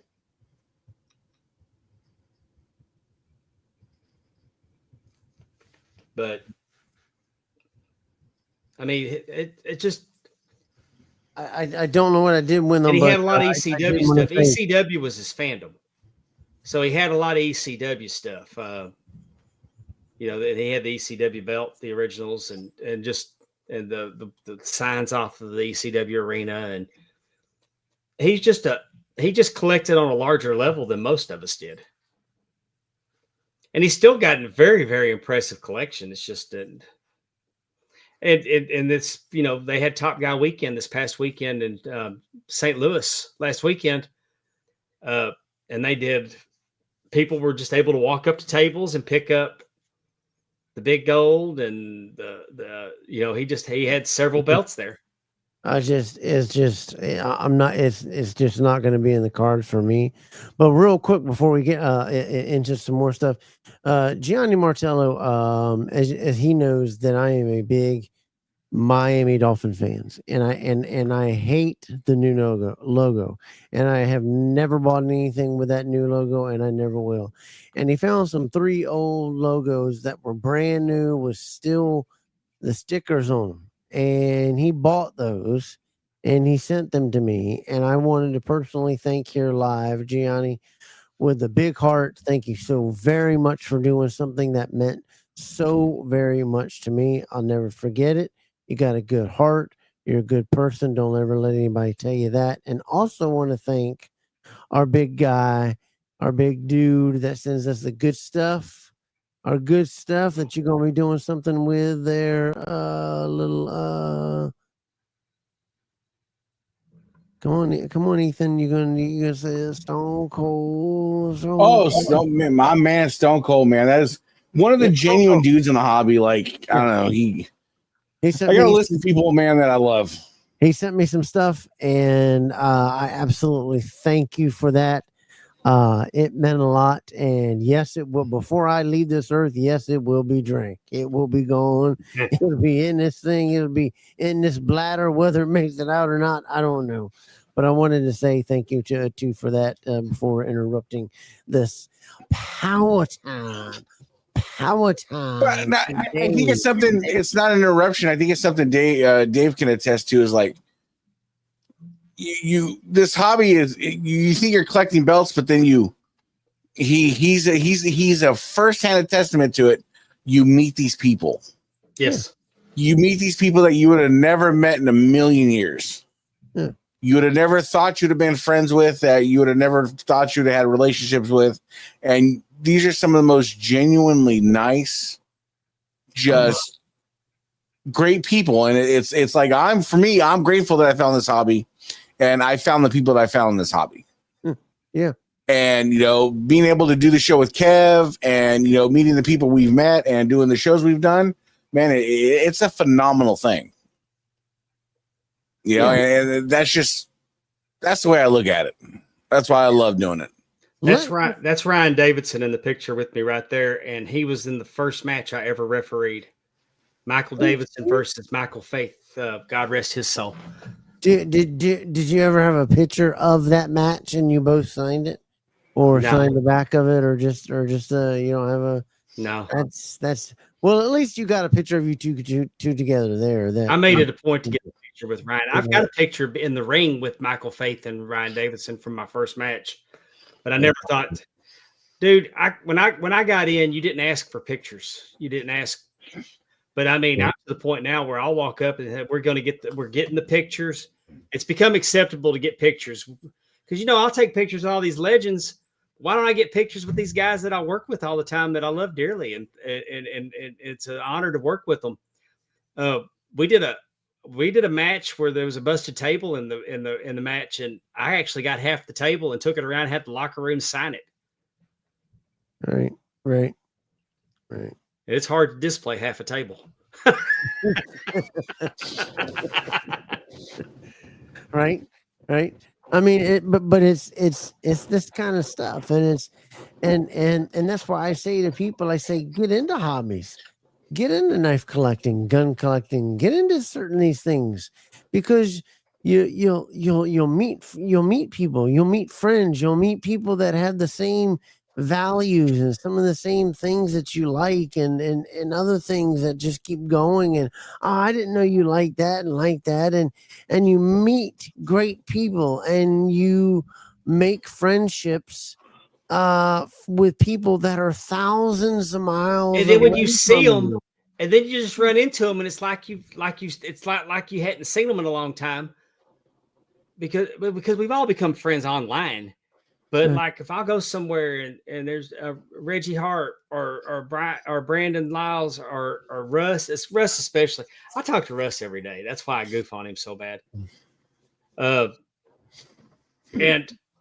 I'll see these guys, or like Roy. I'll run into Roy Rolex, and we get a picture every time we see each other. There you go. I think you can go deeper than that, because like there's a few guys in this hobby that like I've developed a tremendous relationship with, and like they know my trials and tribulations and what I've gone through, and they're genuine people that have been there for me, and that's like something I'll never ever like I don't take for granted. Like and you're like, oh, it's just an internet. No, it's different than that. When you wake up in the morning and you see these people at 5 a.m. sending you a text message to see how you're doing and making sure you're okay. And that's something that you don't get every day, right? And that's what I'm forever grateful for. Yeah, and it is, and this picture right here, there was one, and I'm glad I found it. And I said to the wife, I said, this picture right here Dave needs it. You need to take the Dave. This is an iconic shot.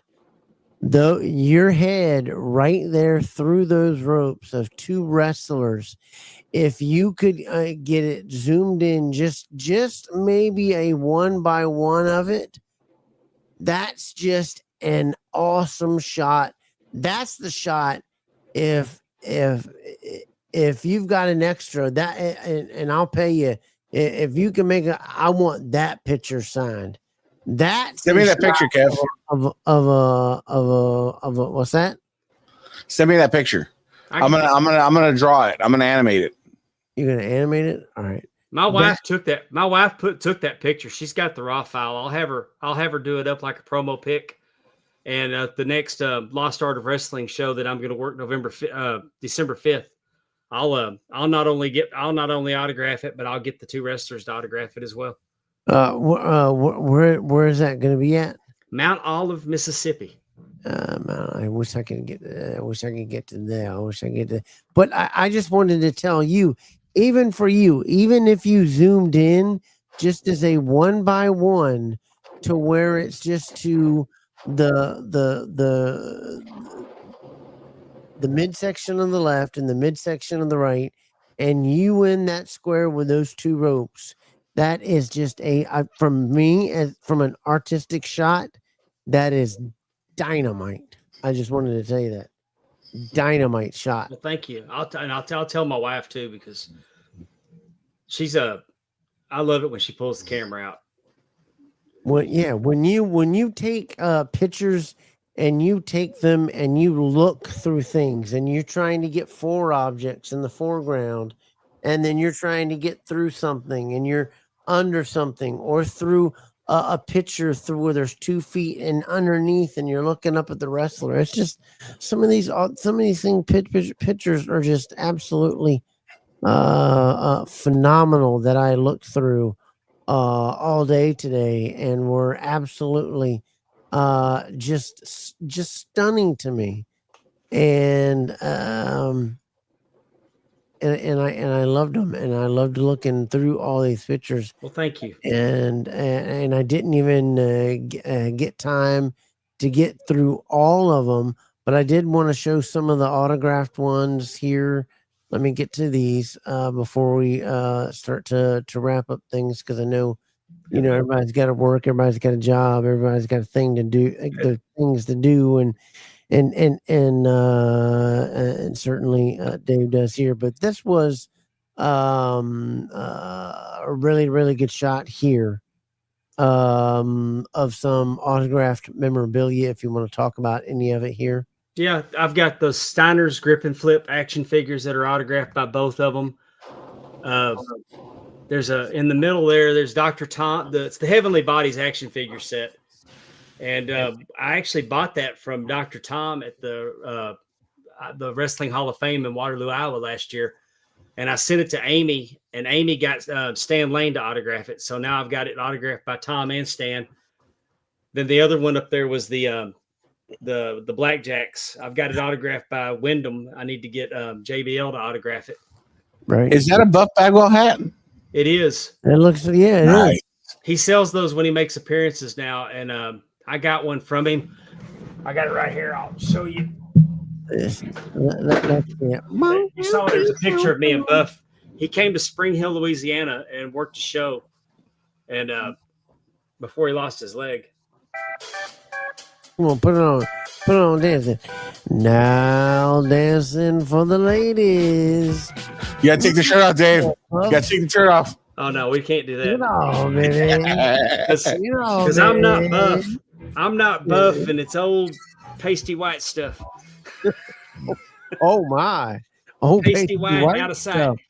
Old pasty white stuff. A little too accurate there. I can't figure out how to put it down. Now look at him tearing stuff up for another Amazon order. And there was some more here. This was looks like Nia Jax. Yeah, Jax. And then you got all the. I'm assuming that Jay-Z hooked you up Jay-Z hooked me up with the Bojangles cups, with all the Bojangles cups. and that's the Bojangles belt that's on the other side of it. Yeah, love the brother love. Oh man, that's one I want bad. Which one? The autograph up there, the classics superstars. Yeah, I've got the new one autographed also. That's awesome. That's killer. Bruce, I love Bruce. When I cut my thumb off almost all the way off a few years ago, and before I even got home from the hospital, Conrad had told him what happened, and Bruce called the check on me. I mean, he's just such a genuinely good guy. Awesome. That's a good looking, well made belt there. Yeah, I don't remember who made that. I bought it. I just bought. It was really cheap, but I would love that. I love that United States belt. And then it's in that old 70s style. It's clean. I'll say that. That's a custom. That was a custom Wahoo figure that I ordered. Okay, there's a custom. All right. And that other belt, I just got that one. It's so cheap. Somebody had passed away, and my friend is helping her sell the collection. God. Oh my God! Look at here! Everybody, look at here!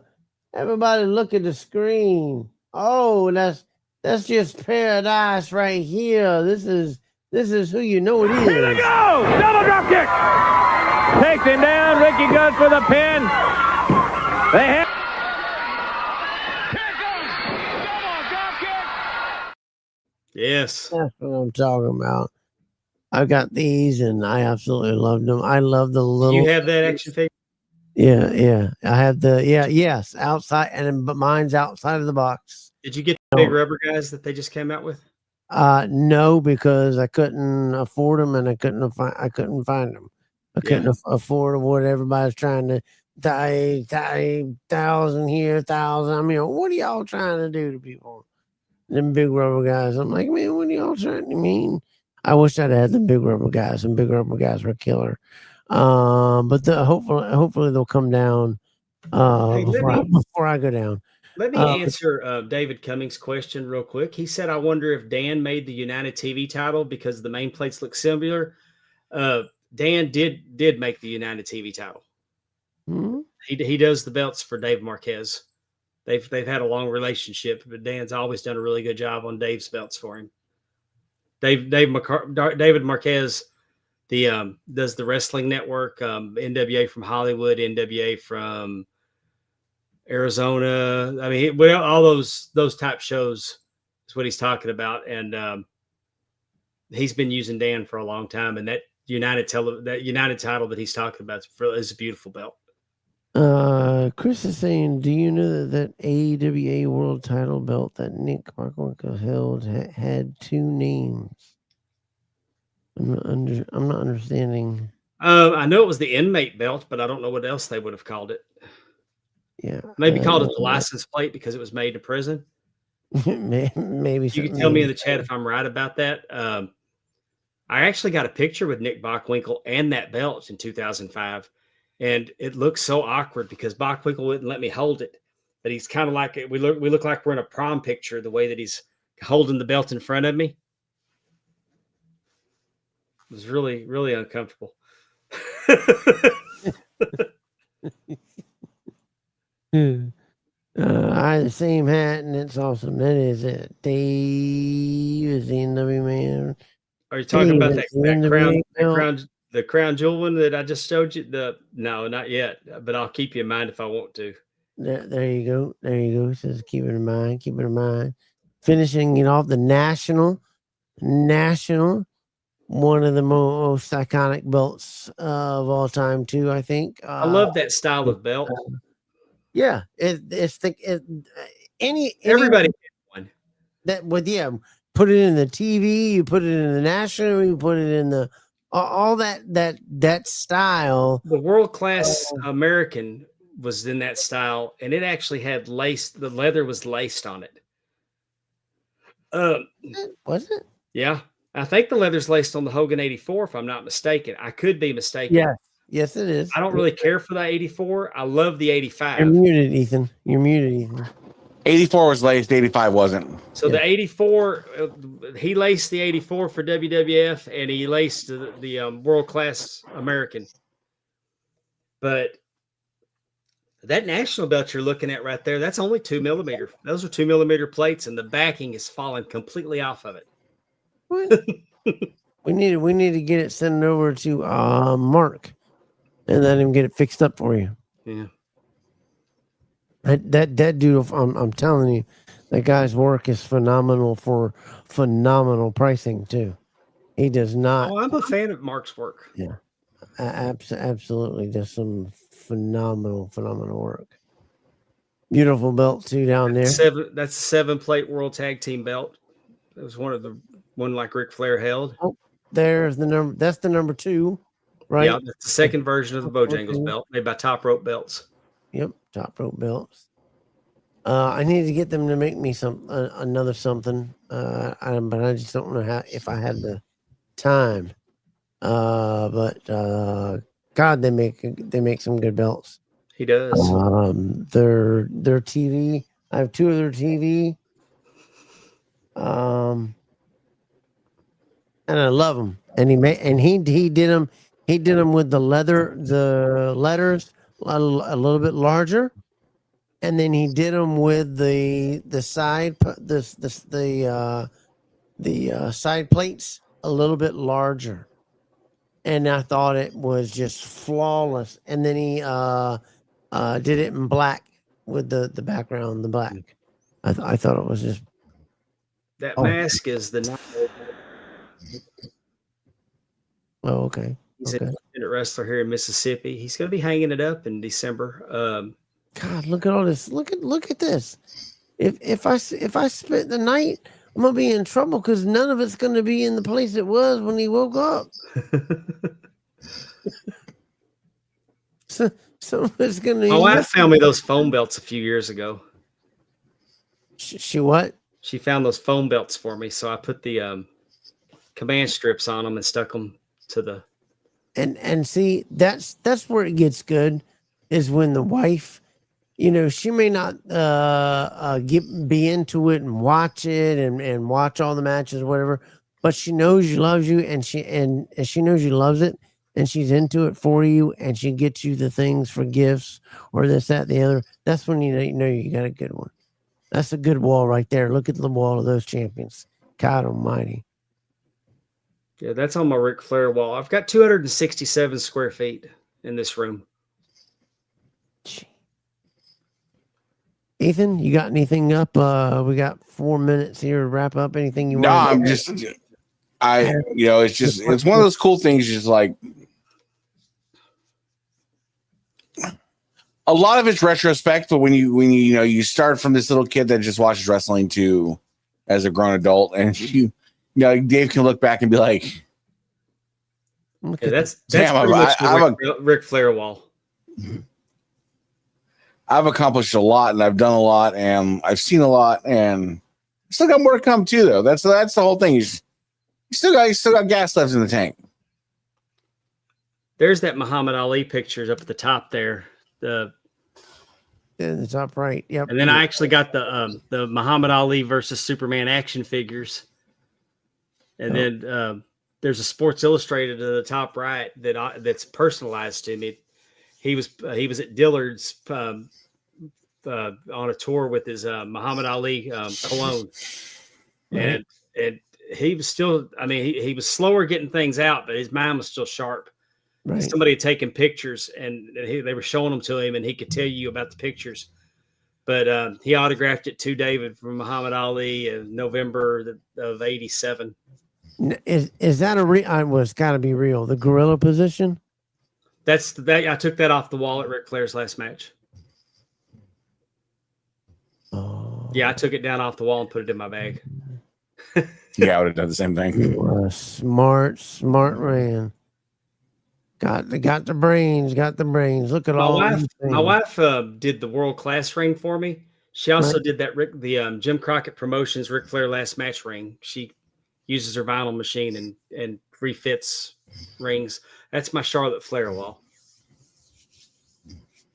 Getting back into her. You could see when she first came back, she was a little bit slow. Now getting back into it, getting that strength back, getting that look back, getting that punch back. She's looking good. She looks like she's having fun. Again, yeah. Yeah. Yes. That's what was missing. From a lot of the other things, I think up to the injury. And sometimes those things can lead to injuries when your focus is not where it needs to be. Remember that, kids. I caught that DXT shirt at Saturday night's main event in Dallas in 2006. No. Triple H and Shawn Michaels against the Spirit Squad, the entire Spirit Squad. You can see it on. I had the world class belt with me on the front row. You can see me catch the shirt and put it on.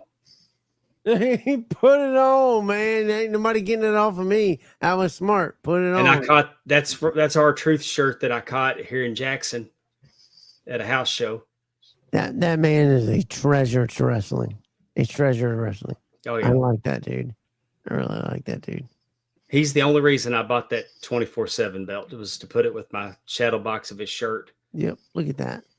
We saw this one when we began, all the way back around to the beginning of all the pictures. Dan Comiskey did the custom leather on that United States belt up there to make the flag. He did the red, white, and blue leather to make it look like the plates were bleeding off into the leather. Right.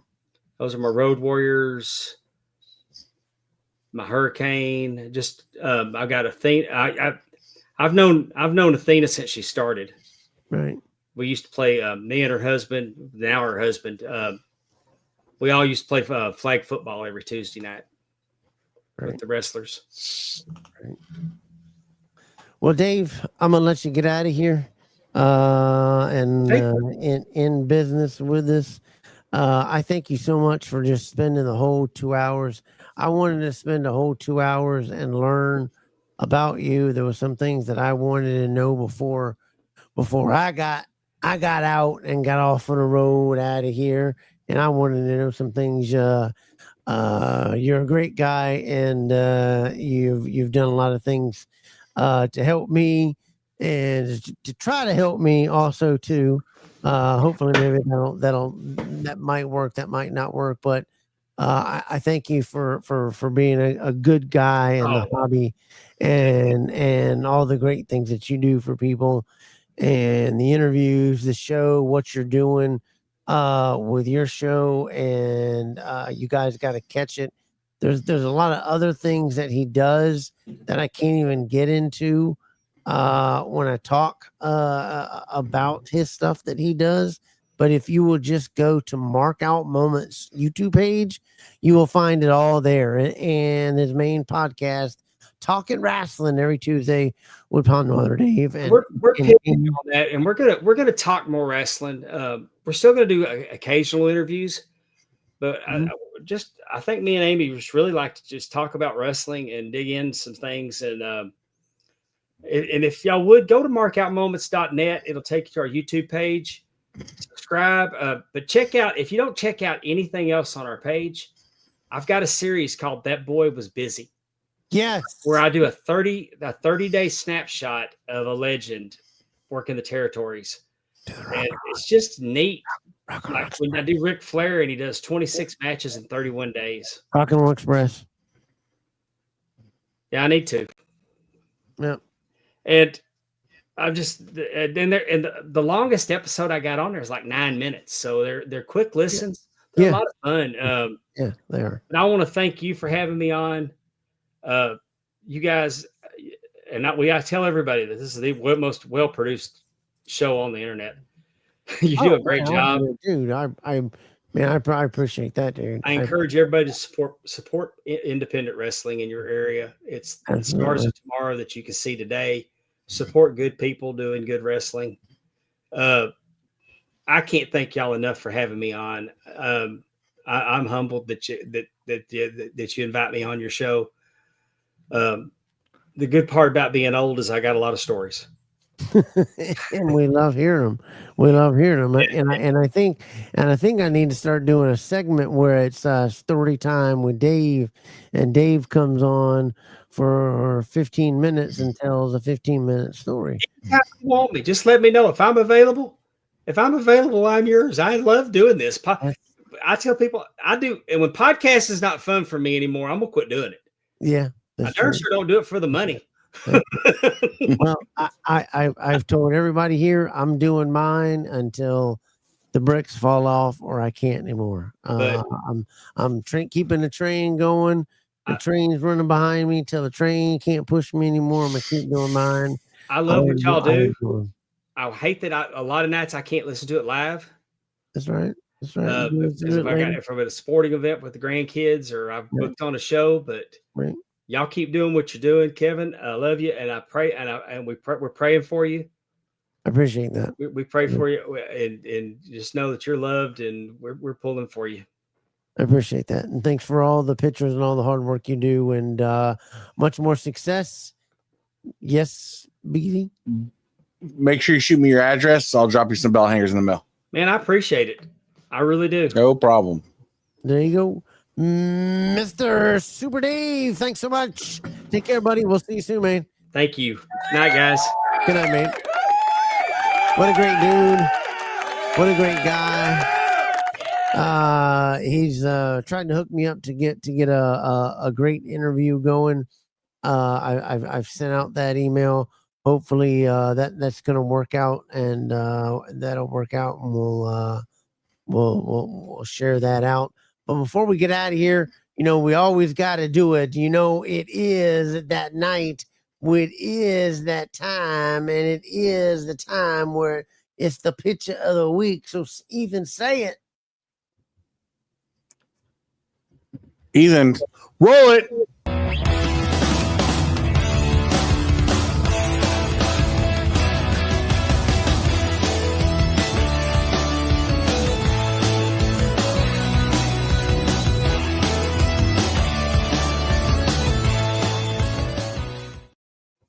And this bell picture of the week comes from say that first word up there. I don't want to get it wrong. Carlito Smith. CJ. Carlito Smith. Congratulations on your picture of the week.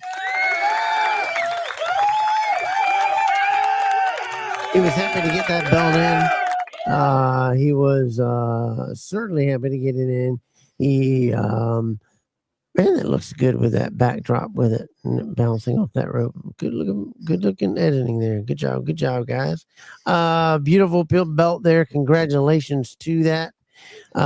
Enjoy that belt, and congratulations on the DDK picture of the week.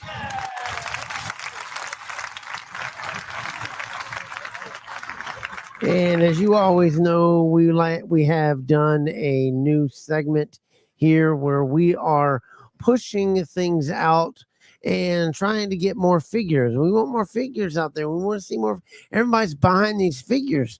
Well, we want to see them more in groups. The belt groups, all belt groups say, hey, you're all wrestling related material is welcome to post it. So post those belt photos, and you might get selected for belt of the week. And here's this one's coming up, the belt of the week, figure of the week. Figure of the week.